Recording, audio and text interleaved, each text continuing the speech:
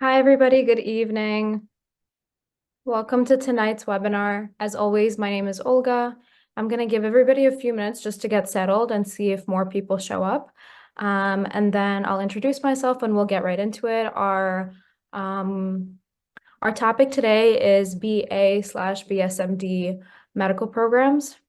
So that's what I'll be discussing today. And I'm super excited because I graduated from one of these programs. So I'd love to share my insight and experience. So people are still trickling in from the waiting room. So just give it a second. I'll start at 7:05 and you guys should be able to see my screen shortly as well.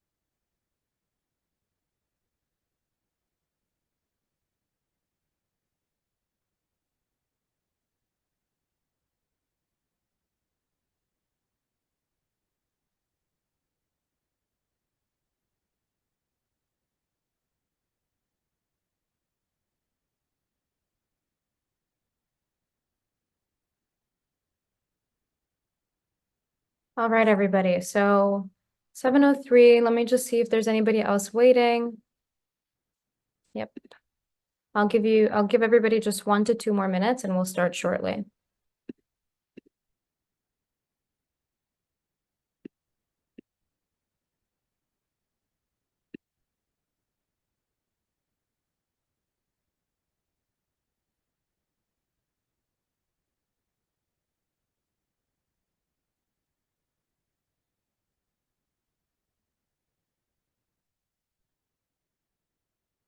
All right, everybody. So welcome. As always, I'll introduce myself. My name is Olga. I am a fourth-year medical student who just recently matched. I'm actually wearing the match day t-shirt. So I'm really happy and proud. I've been hosting these last 5 webinars that are helping prepare your kids to apply to college. Things to keep in mind. We reviewed the Common App application, the SUNY and CUNY application, the college process, college essays, supplements, and today I'll be talking about BAMD and BSMD programs for the next hour. As usual, if you guys have any questions, feel free to either unmute yourself or put it in the chat. I'll be moderating throughout the hour. And I want to talk to you guys all about BAMD programs in general. And then in the last few minutes, I want to talk to you about the Brooklyn College BAMD program, which is where I graduated from. I'll give you guys more information on that, and you guys can ask me any questions that you have, personal or not, or general, and I'd be more than happy to share my experience with the Brooklyn BAMD program. All right, so the first thing that I want to say is for these BAMD and BSMD programs, it's really, really important to do your research because the amount of programs are limited and they're not so well known. So there are certain, like for example, Ivy League, everybody has heard those names, they know those schools, but the BAMD programs are a little bit less well known. So if you don't have like a resource or somebody that will tell you to apply to them, they might go missed. So the first thing that I want to do is kind of give you guys a list of the programs that do exist. And this is a very updated list in 2024. Now, the other thing is every single BA or BSMD program that you apply to is different, and there are positives and negatives to each. And it's really important to consider because at 18 years old, when you're applying into this program, you're kind of making a big commitment, right? To go to medical school and get your BAMD, right? So it's important like that there's not an out, but there's a healthy situation for what if you end up choosing to switch your mind, which was a big decision point for me when I was applying. in high school. So there are certain BAMD programs where you do 4 years undergrad and you graduate with a regular bachelor's degree, and then you go on to matriculate into med school, which is what my program was, the Brooklyn College BAMD program. There are other programs that are 7 years, and in 3 years, you just get a BS degree. And sometimes those BS degrees are like standalone degrees that you can go and apply for other jobs. And sometimes they're not. Sometimes it's like an internal degree and it's only good for continuing into that MD path. And if you wanted to, switch and not go on the MD path, your degree is kind of like, it doesn't really count. It's worthless. So I think it's important to consider sort of how confident your child is that they want to pursue this path when you're making a commitment to go to any of these schools. Okay, so the first thing that I'll do is I'll just go through this list. And then I want to talk about the sort of things that make a candidate a good candidate for a BAMD program from my experience. And then we can talk about the Brooklyn College program specifically. Okay, so you can see that I listed here all the various colleges that have a BA or BSMD program, and then I gave some information underneath and I put in links. So again, this is all for your own research purposes. Once you guys are making your list to apply to college, what I would do is I would go through each of these websites and decide for yourself what the requirements are for the program, when the program deadlines are. These are usually all outside applications. So anytime you apply to a BA or BSMD program, these are outside applications. So for example, when I applied to BAMD, I did the CUNY app, which we talked about together during the last session, and then I did the separate BAMD app. And within these applications, all the specific requirements will be different, but almost all of them will offer an essay of why medicine. So that's extremely important to consider as well. So let's talk about the options that are out here. So as we can see, Albany Medical College has 3 different programs. They have an 8-year MS MBA program. They have an 8-year program in Science, Humanities, and Medicine with Siena College. And then they have a 7-year accelerated physician scientist program with Polytechnic Institute. So as you can see, there's 3 different programs that you can apply to. Some of them are MD and some of them are MBA. And again, it just depends what you want. And then there's an 8-year program and a 7-year program. So like I mentioned before, the 7-year program, the benefit is that you're finishing 1 year, you're cutting off 1 year of your education. But the harm is that usually those accelerated programs that are 7 years give you less flexibility in what you can do with that original bachelor degree. So those are the kinds of things that I would look into. The next one, very popular, Albert Einstein College of Medicine. I have friends from this program. This is a medical scholars program with Yeshiva University. Then we have several programs at Baylor. I know less about these just because locationally they're in Texas and I don't know anybody that's graduated from them. We have the BU 7-year program, which I was actually also accepted to and considering. And Brown University, it's a PMLE program, 8 years. I was also considering that one. And then there are programs in California as listed here, in Case Western Ohio. And then we get to Sophie Davis. So I want to spend some time talking about this one just because we are from New York. So I think that most likely most of you guys will be applying seriously to programs that are more East Coast. And because I have more experience myself of working with these programs, and I have lots of friends from these programs. So this City College of New York, Sophie Davis, they recently opened their own medical school. It's called CUNY School of Medicine, so you guys can look it up.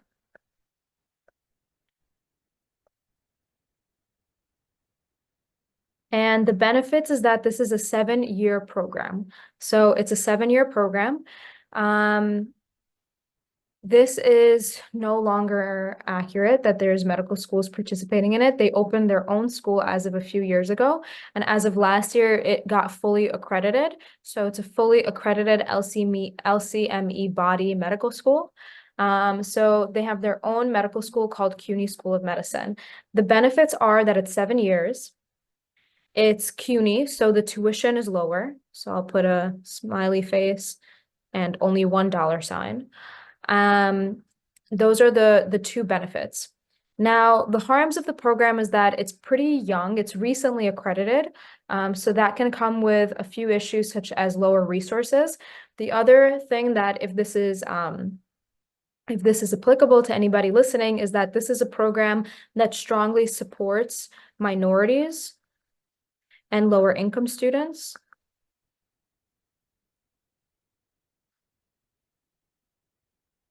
So if you fall into that demographic, in particular, this program is a really excellent program for you to take advantage of. It's a 7-year program, so you do 3 years at CCNY, and then you do 4 years at their CUNY School of Med. The first 2 years are on that same campus at CCNY, and the last 2 years are your clinical years. I know that the clinical sites that they participate in are Staten Island University Hospital, and they also rotate in the Bronx. So those are their main clinical sites. And I've recently, because it was match day, I was looking around at all the match lists and they matched extremely well into many, many, many competitive spots and names like Sinai, Cornell, all the up there names that you can think of NYC, they did really, really well. So although the medical school is newer, it is very up and coming. And it's a really, really great program to take advantage of. It's financially great. It's CUNY. It's close to home because it's right here in New York City. And it's pro minorities and lower income students. So all of that is my spiel for Sophie Davis CCNY. The application process is entirely entirely separate from CCNY and CUNY. So it is important that you guys recognize that, and that's the truth for all of these programs. So you have to apply separately, and they have a pretty rigorous application process. You have to write several essays, and then there are several cycles of interviews. So just to be prepared for that, but it's a very, very excellent program. Only good things to say, and only good interactions that I've had with fellow colleagues from there. Next, we have Drexel. So Drexel used to have a lot of programs, not just in Pennsylvania, but in New Jersey. As you can see, a lot of these programs are sort of fizzling out. So these two have since been canceled. The Monmouth University one, which was very, very close, and then the Keene University one. There is still one program available with Drexel. So I also heard good things about this one. So right now there's only one program available with Drexel. And the Florida programs and the East Carolina programs I know less about, but just wanted to give you guys a comprehensive list of what's out there. So they're on our list. Same thing for Florida, Geisinger, GW. This was actually, so I was actually waitlisted to the Brooklyn College BAMD program, and I said yes to this program until I got off the wait list and ended up going with CUNY because I was also Macaulay there. So it had more benefits for me, but I was actually already committed to this program at GW. Another very excellent program. The benefit is that it's a 7-year program. Hofstra LIJ, again, another great institution. This is where I actually matched for residency. Northwell is very, very well known. Indiana, I know less about. Medical College of Georgia, less about. But again, I just want you guys to see that all of these programs are out there.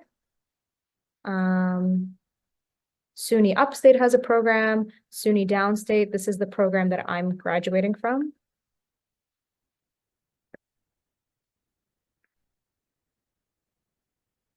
Rutgers has a very, very excellent program. It's 7 years. The good thing about Rutgers program as well is that you can go to regular Rutgers and then apply into that program if you don't get directly into it. So you can apply as a freshman, and I'm pretty sure they also have a dental program that's also accelerated. Stony Brook, another one that's right here in New York. And then we've got some Texas schools.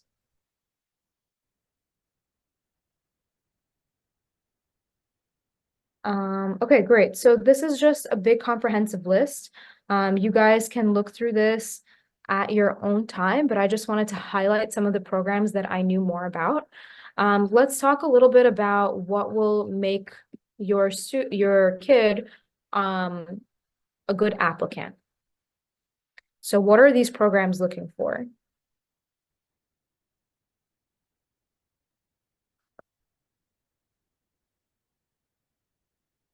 So a lot of the things are kind of self-explanatory. They're things that any college, any competitive university will look for. So I don't want to, super harp on those things or really include them, but I'll just talk about them briefly. These are things like, being a curious person, having a well-written personal statement, a well-rounded application, high grades and GPA and scores, right? So that will make you a good candidate for any program, but that's not really the purpose of today's webinar. Instead, I want to focus specifically on what are they looking for in like a BAMD applicant, right? So very early on at 18, how can you know that you want to do medicine? So really what they're looking for is that they're looking for students who have a good understanding of why med.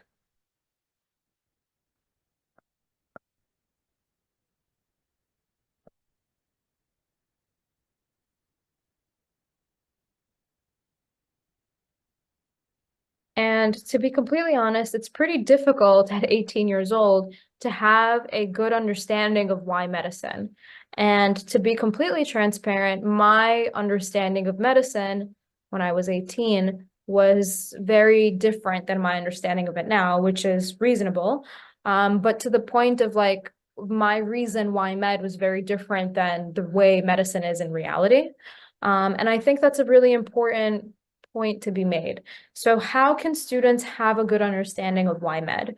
Well, they need to have experience in it. So I think the number one thing that I would recommend is shadowing experience and as early as possible. So I know that a lot of the parents and students listening in are not necessarily, either seniors or juniors that are applying into college. I have a lot of people that listen in that are also freshmen. They're just starting to think about this. Especially for people that are freshmen or for the parents that have multiple kids and maybe will have a younger kid that's still in middle school or elementary school that will eventually be going through this process. It's really important to get your kids involved early and shadowing experience, especially when you're considering application to a BAMD program, because the only way to really understand medicine outside of like, I have an aunt who's a doctor, or my cousin's a doctor and it seems cool and I want to help people. Those are the things that you'll hear students say, but it's extremely generic. Or I've watched Grey's Anatomy and it looks so cool. Those are very generic answers, right? So it's hard for an 18-year-old to have like a fully thought out, mature answer. And the only way that you can come up with that answer is if you have experiences in medicine. And those are pretty hard to come by. So shadowing is extremely important, and diversity of shadowing, right? So you don't just want to be a good place to start is like an outpatient clinic, right? Because a lot of people know a doctor or have a family friend who's a doctor and they're going to be okay with, somebody just coming to their clinic. But eventually you want to, start emailing people at hospitals and be able to be an actual volunteer in an inpatient unit and get different sorts of experiences of like, what is an operating room like? Like scrubbing in as an 18-year-old, I think is a very, very, very cool, life-changing experience. So if you can have that early on and you can talk about that on your interviews and your personal statement, that's something that's extremely powerful. Or if you can find an inpatient position and you can see how interdisciplinary medicine is. You can see how different team members work together in medicine. You can see the roles of nurses and PAs and attendings and resident physicians and how the teamwork aspect of medicine is. You can see how much teaching there is in medicine, and maybe that'll appeal to you. You can see how clinicians talk to patients. You can see how diseases manifest. All sorts of different things. So I think shadowing and the diversity of shadowing experiences is really, really important. And that's something that it's hard to get last minute. So it's hard to do that, like a week or two before you decide to apply, or even a few months. This is something that has to be thought out like prior to you sort of applying. And that's really, really important, shadowing. That being said, another aspect that's similar to this, that's equally as important, is research. Again, it's pretty difficult as a high schooler to get super involved in research early, especially to have publications or things like that. Usually, you don't have to have a full publication or first author publication. I honestly didn't have any research until I was in medical school already, which is completely fine. But they do want to see people who are STEM oriented. So I was in a STEM program in high school. It was called like Science and Engineering Research Project Program, SERP. Many high schools now have it. I did get to have a little project. I did present at conferences. So a really famous common one in New York City that you guys can look into is called NICEF. I think it stands for New York City Science and Engineering Fair. So these are the types of opportunities that you want to partake in. There are a lot of programs, summer programs, 6-week-long programs, internships that you guys can apply to and spend your summers at. Some of them are just research oriented, some of them are medicine oriented, some of them combine these two things that I'm talking about, like both research and hospital time, which would be a really, really great program. And these are not only excellent things to put onto your resume, they're also just important experiences for you to have, for you to think about why med, for you to help yourself make that decision, because it's a big decision to commit at 18 years old to this program. And also to reflect on these experiences and then be able to write about them in your why medicine prompt, or even in your personal statement. If it was that meaningful, you could write about it to other colleges, to other universities you apply to, of why you want to be pre-med.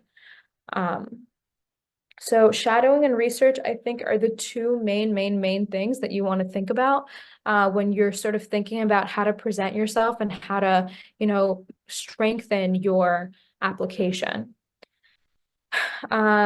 So this could also include like these science and engineering research projects. They could also include like lab work, and clinical research, obviously, as well. So for my advice for both of these would be, step one is if you know anybody, right? So sometimes students are just lucky. There's a family friend who is a contact. Step two, if you don't have any of that, is to ask your school or guidance counselors. Likely they will have contacts, because they should have students from prior years who went through this process already, who applied through these schools, who may have had these research experiences, and they can connect you through what other students did, or they can connect you to alumni that applied or had a similar path. And then step three, if neither of those work, or just as an extra thing, what I would do back in high school or even in college is I would look up a university near me. So it could be CUNY, it could be Brooklyn College if you guys are in Brooklyn, could be Queens College if you're in Queens, could be a private university that's nearby, doesn't matter. And you look up their faculty list and you look up whatever department you're interested in. So you could look up, for example, pediatrics department at Staten Island University Hospital, right? So this pediatrics is what I'm interested in. My family lives in Staten Island, so I could look that up, and it will show up a bunch of clinical faculty. And you could do two things. One thing is you could just blind email all of them and say, hi, I'm a high school student. I'm super interested in being a volunteer in the pediatrics department and shadowing you. Please let me know if you would be amenable to this, or if you would have me. Another thing that I would do is I would Google all these people and I would see who is active in research. So who is, putting out research, because some clinicians focus more on just clinicians, like clinical stuff, seeing patients, and some are more research oriented, more academic, more likely to work with students, because you could help them with your research. Depends what you want out of that experience. If you really want research versus if you really just want clinical time. But usually I would suggest trying to reach out to somebody who is actively publishing, like has multiple publications come out every year, because usually they work a lot with students. They're more academic. They like having students. And that's what I would do. I would find those people and then I would really email and target them. And do not get discouraged if people don't reply to your email. Sometimes I would double email people or triple email people, right? There's a limit. Like if you email 3 times and nobody's responding to you, perhaps it's time to look at a different department or at a different institution. But doctors are very, very busy, and emailing 1 time sometimes is just not enough. So don't take it personally. It used to make me very uncomfortable to email multiple times, but do not take it personally. Things just get lost sometimes, and absolutely just email 1 more time. Up to 3 times is okay. And that's how I would recommend sort of bolstering your application with shadowing and research and how to go about that. And I think that's one of the strongest things of like knowing why medicine and actually having a good answer. This is a question that every single school will ask you to elaborate on an interview and in like a short prompt. Now, the other thing that's important here is letters of recommendation. So again, we talked about this before, right? You need a letter of recommendation, multiple, at least 2 to 3, any school that you apply to. But particularly when you're thinking about a BAMD program, letters of recommendation are really important because you want them to come from science faculty. You want them to come from people who have known you well. So for example, for me, because I was in that SERP program, my faculty that was in that SERP program, he was a physics professor, so he was science, and on top of that he saw me like do a full project by myself and present it. So you really want to tailor your letters of recommendation from somebody who knows you more than just like, oh, they were in my class and they did well and they were curious. Somebody who's seen like your creativity, what you could develop, at least one letter of somebody that really, really, really knows how you think. Hopefully somebody that you've done research with or that has seen you develop a project. So these two things can go hand in hand, because if you shadow and do research with somebody early, and they see you over the course of a year or two, right? Like develop from that young freshman who was just scared and like in the hospital and shadowing to actually, conducting and helping on a research project. And they see that growth and they see your commitment to medicine. They can, put all of those things into your letter. And that comes with a really, really, really strong letter of recommendation that will make you a good applicant for these BAMD programs. And then as usual, all the other things that I've talked about, I think one more thing is maybe like community service or advocacy.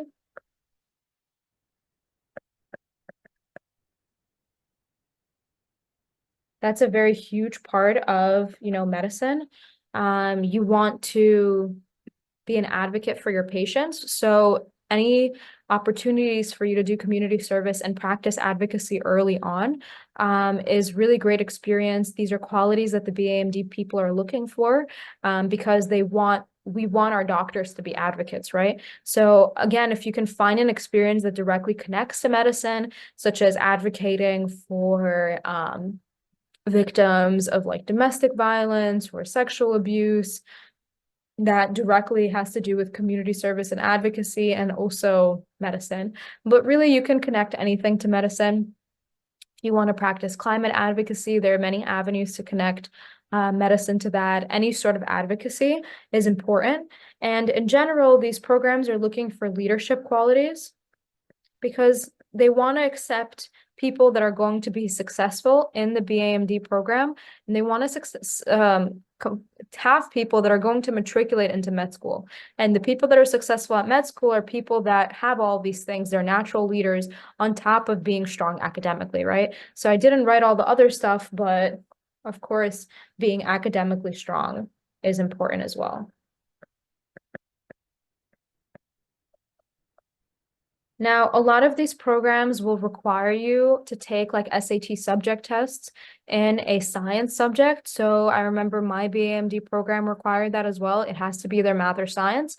So if you fall into the category of people that are interested in one of these programs, I really, really, really recommend that ahead of time, before it's your junior year, in the fall of your junior year when all of this is actually due, well ahead of time, months ahead of time. So somewhere in your sophomore year, definitely in the summer of your sophomore year, is when you start sort of looking up all these programs and thinking about what your requirements are and what you have to do your junior year to prepare to be a successful applicant for these programs. Now, the other sort of, okay, anybody have any questions so far before I switch gears a little bit?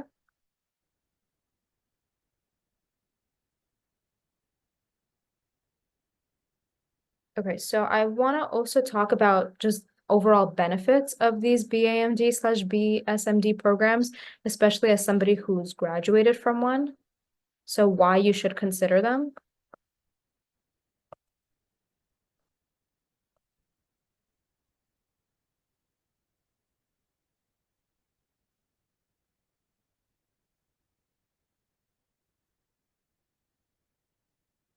So every single program will be different, but I want to sort of tell you guys things that you should look out for as you're evaluating this program, right?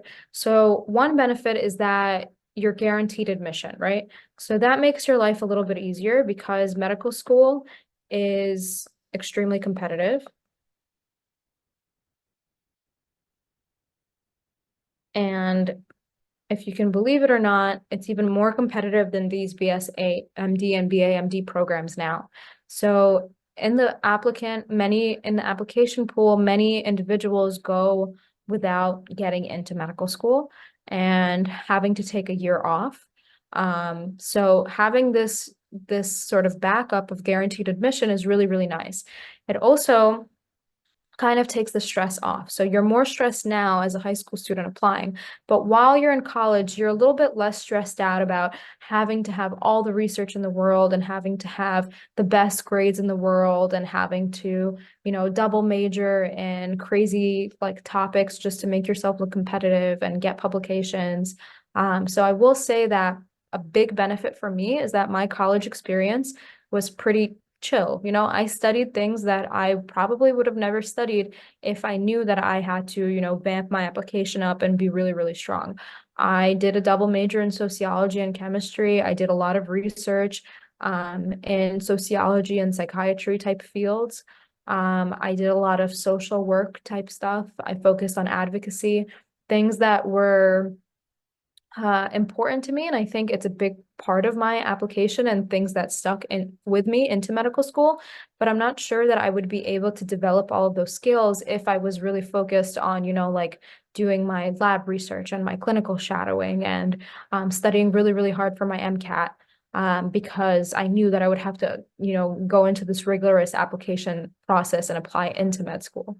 So having the guaranteed admission allows you to sort of relax during college years, study what you want to study, and kind of get prepared for medical school in a little bit of a different way.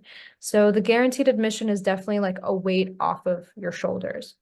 Now, the other benefit is the acceleration, right? So this does not apply to all programs, but some programs are 6 to 7 years, right? If it's 8 years, it's not really accelerated, but I will say that with most people taking a gap year, even 8 years going straight through is like pretty unheard of these days. A lot of people take at least a year off. And if you look up the average age of medical students, it's older. So the average age of starting medical school, I think, is around 26 or 27. And I'm 25 and I'm graduating in like a few weeks. So the acceleration of it, even if it's 8 years and you go straight through, is a big thing to consider. Medicine is a very long journey, any way you cut it. Even after you graduate, you have to go into residency, which is, anywhere from 3 to 8 years, depending on the field that you go into. So shaving off a year or two of your education early is definitely a big, big, big benefit. So acceleration. Other benefit is potentially no MCAT, so it depends on the school. I will say that my program, we still had to take an MCAT, but there was just a score requirement. There wasn't actually, like we didn't apply, but we had to get a required score. So this is again different. If you're applying, what a good score is very subjective, right? Similar to like what on the SAT is. So it's kind of like you can always do better until you get a perfect score. For my program, we just had to meet a certain cutoff, which was pretty low and reasonable and below the average of most med schools. Some programs require no MCAT at all, which is a huge, huge, huge benefit and a weight off your shoulder because that's a big exam that you then don't have to worry about study for or take. So that's really a big plus of these programs as well. The other benefit is that when you get admitted into these programs, you're kind of in a vortex with a bunch of other students that are like-minded. And there's like a plethora of resources, alumni. So I remember when I started, like I was just in college, right? A freshman in Brooklyn College, but I had access to all of these medical students. I had access to medical doctors, residents that have finished this program that are so willing to let us shadow, to let us jump on their research projects. So that kind of network is a really big benefit of being part of these programs. And as you can see, like I know a lot of students that are from like sister programs in CUNY, because we're all kind of in this one big network of people and we all know each other and we all help each other out. And it doesn't seem like a huge benefit, but it ends up being a really, really big benefit because we all know each other and can, I know of other people that are interested in the same things that I'm interested in. Even for fellowship, I'm already, I just matched, but I'm already thinking about like what's going to be the next part of my training. And I've talked to people who've done residency at the same place that I've matched. And when I was deciding like how to make my rank list, I had people to talk to because I have this big network of people that have been graduating from this program, for tens of years. So that's another big, big benefit of these programs.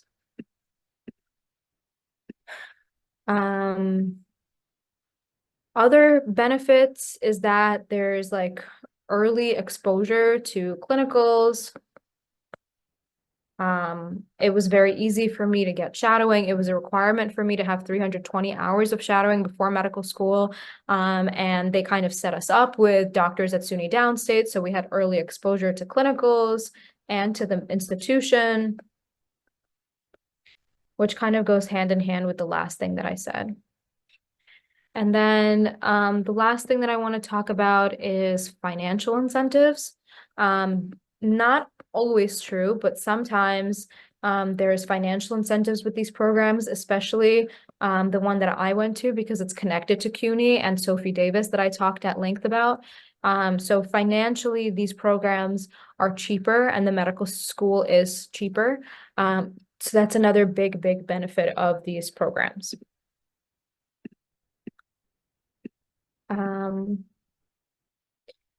Now, what life looks like in every single program is different.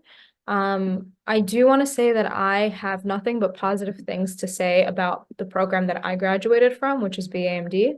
I think it's a really, really excellent program. It's a very small program, so there are only 15 students per year. And I think the benefit of this is that I knew my program director, like I can walk into his office at any time. He's since retired, but I can still call him up to this day. And I did call him when I matched. It's that kind of relationship. And having a program director, where it's just 15 people per class and he knows you personally, is you have an advocate for yourself. And that's incredibly, incredibly, incredibly important when you're, going through these rough application processes. So the benefits of having an advocate for yourself is really, really important because life can happen, and having somebody that will fight for you and make sure that you matriculate into where you're going to matriculate is a really, really big benefit. So when you guys are evaluating the different BA or BSMD programs, I think it's also important to consider program size. And as always, my advice will always, always, always be have questions and talk to students that have finished those programs, and they will be very candid and honest with you about, the pluses and minuses of going to these programs. And talk to many people, because some people are, very academically gifted and they most likely would be fine in any program or even without a BAMD program. And some people struggle academically, and sometimes it's more important to see how a program responds to those kinds of struggles than the way that, a really good candidate would do do because they would do well anyway. So I think it's important that you really evaluate the program efficiently, have questions, reach out to alumni. So a lot of the times it's like public knowledge where students have graduated from. And if you can't find that information online, you could also directly reach out to the program director and say, hey, I'm really interested in your program. Could you set me up with any alumni or any current students so I could talk to them? And showing interest will only show that you are actually serious about the program, and it will only positively reflect on you.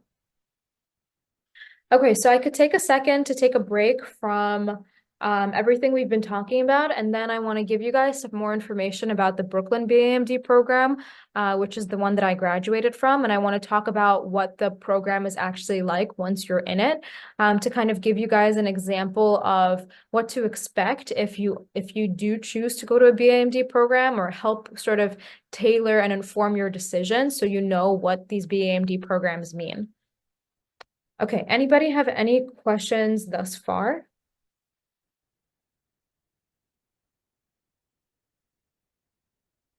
Who's interested in these BAMD or BSMD programs? And do you guys have a specific program that you are interested in?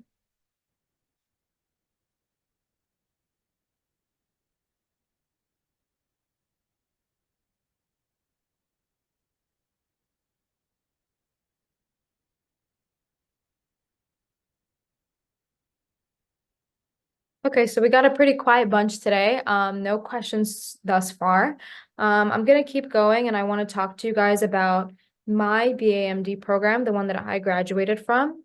And I actually have our handbook that I'm working on putting up right now. So if you guys just give me a second, you will be able to see my screen again. And I'll show you the handbook. So I really want this to be useful to, potential future students, so they can see what the requirements are. Like, what do the 8 years actually look like? And how is it different than if you were to, go into college and then apply into medical school? So that's the goal for these last 20 minutes or so of the webinar, is to tell you about the Brooklyn College BAMD program specifically. Okay, so here you guys now will see the official BAMD undergraduate handbook. So the way the BAMD program works is you do 4 years at Brooklyn College, and then you do 4 years at SUNY Downstate Health Sciences University. There are no barriers on what kind of physician you can be. That's another thing that I want you guys to focus on when you're evaluating these programs. Some of them limit you. Some of them limit you to just primary care. Some of them limit you to just practicing in New York. So make sure you are doing your research. At 18 years old, you don't know what kind of doctor you want to be. You may think that you know, but you don't know for certain. And I will say that for me, it's changed so many times. So even throughout medical school, it's changed.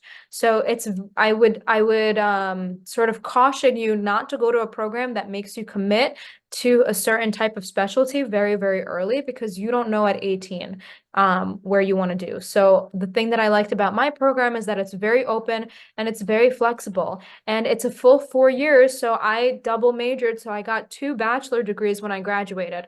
So if I didn't want to, continue on to that MD path, continue on to SUNY Downstate, I still had a full bachelor degree. I could go to any graduate school that I wanted. I could change my mind and go to PA school if I wanted.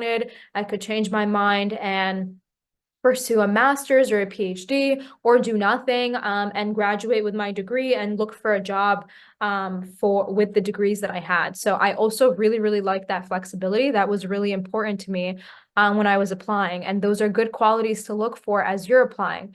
Not necessarily what was important to me will be important to you, but I'm just sharing sort of the thought process and the types of things that you should be thinking about when you're evaluating the different programs.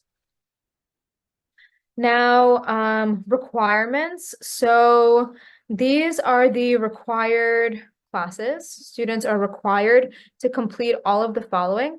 I will say that most of this will be required whether you're in BAMD or not. So if you're interested in applying pre-med, you are likely going to be required. These are all pre-med requirements. So taking general biology 1 and 2, general chemistry 1 and 2, organic chemistry 1 and 2, and physics 1 and 2 will be a requirement everywhere to be pre-med.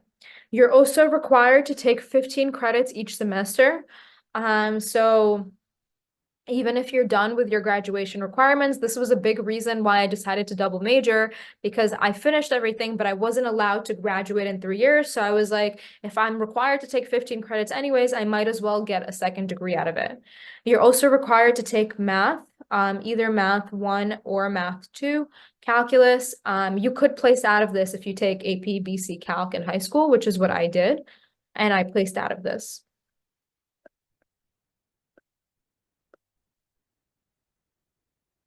And then they require you to take 3 of the following. So this is just to increase how well-rounded the students are. So you take any 3 of these extra classes. And the other important thing that I want to mention is that with the Brooklyn College BAMD program, you could stack. So you could have both Macaulay Honors and BAMD, which is the situation that I was in. If you're Macaulay Honors, you have to take these extra 4 classes, these webinar classes that I've talked about in my previous webinar that are required. And we take this senior seminar, Healthcare in the Inner City. We take this as seniors. This is a really cool class. We get to go to downstate. And this is what I mean by early exposure. So as you can see, it's a pretty rigorous course load. But I will say that it's not that much different than if you're just regular pre-med, because most of this you will be doing if you're a regular pre-med anyways. So I want to sort of give you both sides of that. Here, these are the courses that they highly recommend, but they're not required. They recommend them specifically for the MCAT. And I would recommend definitely Biochem 1 and 2. Whether you're in these BAMD programs or not, I would 100% recommend those. And then the other ones are optional. And then they have all of these classes that they encourage you to take, but none of them are required. And again, this is what I mean by extra comfort, right? So like I didn't take most of these because I knew that I was going to take them in medical school anyway. I didn't want to take anatomy or physiology. I knew that I would spend all of my medical career, my beginning preclinical years, taking all of that. And I got to dedicate that time to study something else, sociology, which I knew that I would never go back to because I was committing myself to this, MD career. If I didn't know that I was BAMD, I would feel a lot more pressure to take these and kind of show medical schools that I'm committed, that I'm interested. So that's one of the benefits. And then, like I said, you're not allowed to graduate early, even if you finish all the requirements. So you do have to do a full 4 years.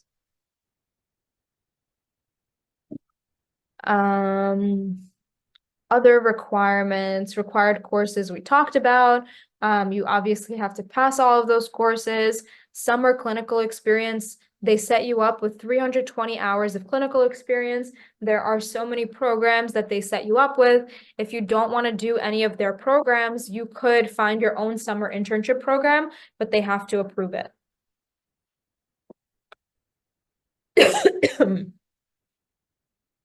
And then the MCAT exam, you guys are probably like, way too early for you to know how the MCAT is scored, but we did have a minimum requirement. So we had to take the MCAT.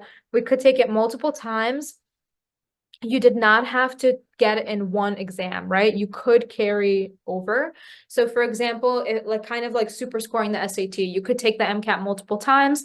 And if the first time you didn't make your score in one of these sections, but the second time you did, it still counts. And this was our requirements. They stay pretty standard across the years. Maybe they go up 1 or 2 points, but this is pretty similar to my requirement. And I graduated, this portion several years ago. And I will say that these are pretty average scores, if not less than average. And they give you all the way until April of your senior year to take it. So it's extremely, extremely reasonable. And then finally, you have to actually go through the AMCAS application, and the director writes you a letter of recommendation. I will say that overall, I had an extremely positive experience with BAMD. I had absolutely no hiccups in my training. In the preclinical years, it was easy for me to matriculate into downstate. And the other thing that I liked about the program is once you matriculate into downstate, you're no longer BAMD. So all 15 of us become regular downstate students. We're not singled out anymore. There are no extra requirements coming from BAMD that regular downstate applicants don't have. So I really like that part of the program, that I got to be in this intimate setting with 15. And then I started med school as if I was part of the incoming class as everybody else. I didn't have any extra requirements or anything. So in general, the BAMD process was extremely a positive situation for me. I only had to take the MCAT one time. I had no issues with like anything academically. The program director, Dr. Steven Silbering, was absolutely amazing. He's since retired, but he was really, really an integral part of the program. And I've met the new program director, and he also seems great. My little sister followed in my footsteps and also graduated from that program and is now a freshman at Downstate. So you can see through multiple generations that this works. I think out of the 15 of us, I think 14 of us ended up, or 13 of us ended up at Downstate. And not necessarily because somebody didn't pass. Some people just choose not to continue on the MD route. So overall, I had very, very positive experience with the BAMD program. I can't recommend it enough. It is highly competitive because only 15 people get in. But I would encourage all of you to apply. Financially, it was the best decision because I was Macaulay Honors. And like I said, the alumni network is really, really amazing. There's still people that I reach out to for help with medical stuff. My sister does as she's, navigating this process. I will say that if you are waitlisted to this program, do write them letters of continued interest. I was waitlisted and I got off. I know several of my classmates were also waitlisted. So it's really excellent program. I have absolutely nothing bad to say about it. And overall, the BAMD programs, they have pluses and minuses that I tried to cover in today's webinar, but it's really important for you guys to figure out what the right program is for you, depending on your needs and what you want your future career to look like and how committed you are to medicine at an early age. Like at 18, I was pretty committed. Like I knew I wanted to be a doctor, but I still didn't feel comfortable if I didn't have an out. And I have colleagues from the BSMD program that, didn't do well academically, like at Sophie Davis. And at the end of their third year, they chose not to go on to the MD path, but their degree wasn't complete because they chose this BS program and it was accelerated. So if they finished, they did shave a year off. But if they didn't finish, they were kind of stuck with like a degree of 3 years that can't really be applied elsewhere.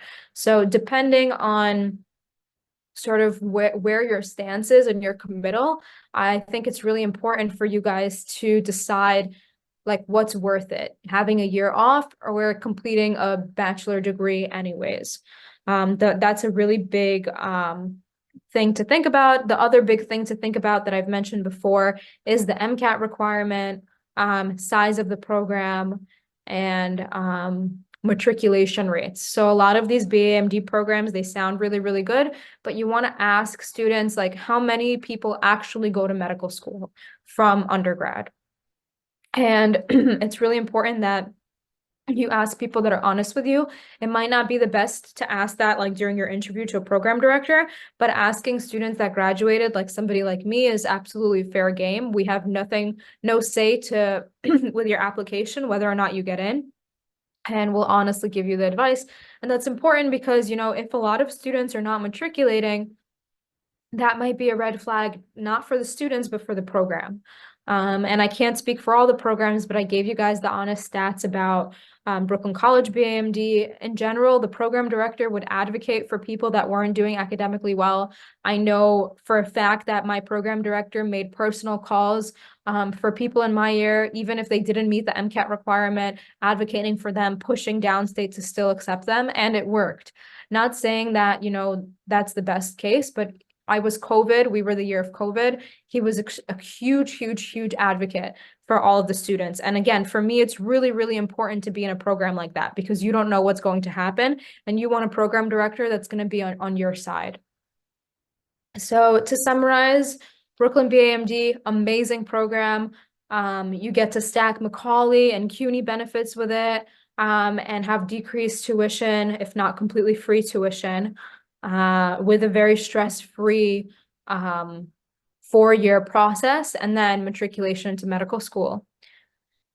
And I gave you guys the list of all the other programs because they're all so competitive. I do recommend that you apply broadly, but make your sort of like decide for yourself like what's a real program that you could get into. But it's always good to have options. So I would say apply broadly if you have the resources to do so. So that's really the end of my talk. If anybody has any specific questions about Brooklyn BAMD or anything that I mentioned, I'm happy to stay on and answer. And thank you guys so much for listening. As always, I really, really appreciate these webinars and our time together. I hope that it's as helpful and beneficial as possible.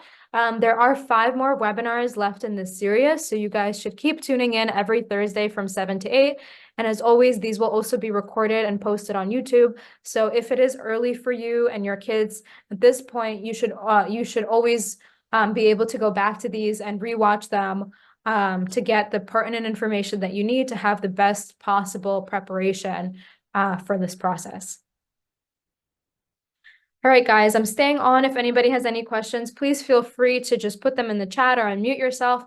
And if not, you guys are free to go. Have a great night. Thank you so much.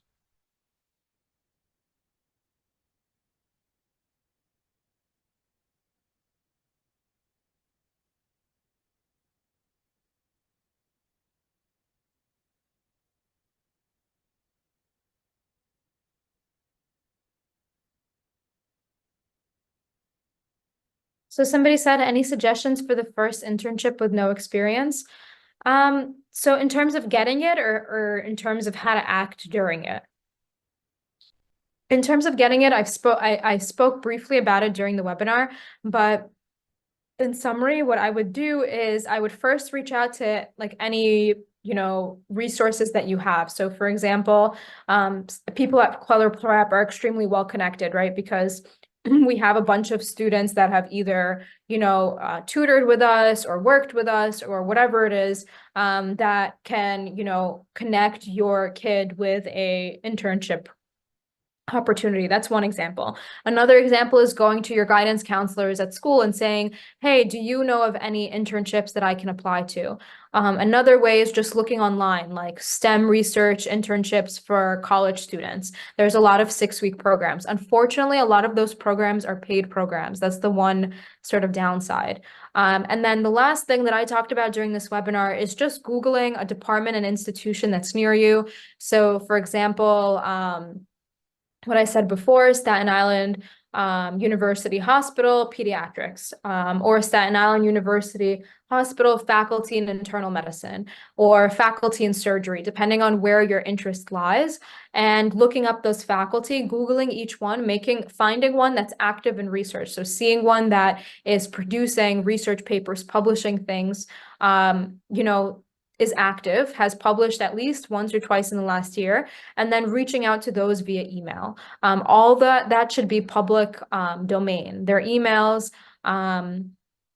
I think institutions like Downstate are extremely approachable for students because we do have a BAMD program. So there are a lot of young people, even before medical school, volunteering. You might not get a lot of responses. You might get people that say no. That's fine. Don't get discouraged. Somebody will eventually allow you. I did get to shadow when I was in high school.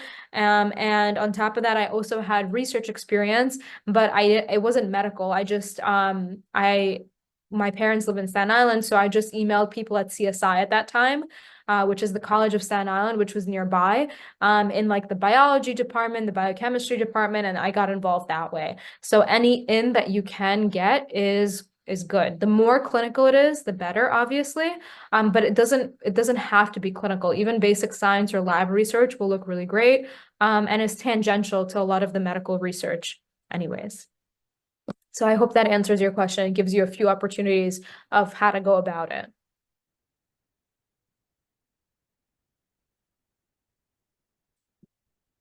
All right, guys, any other questions?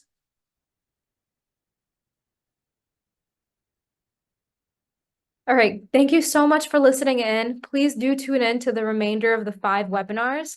And best of luck and good night. Good night, everybody. Olga, thank you so much. And Thanks. those of you who are listening, also thank you, Olga. Thank you, Olga. Bye, guys. Good night. Thank you.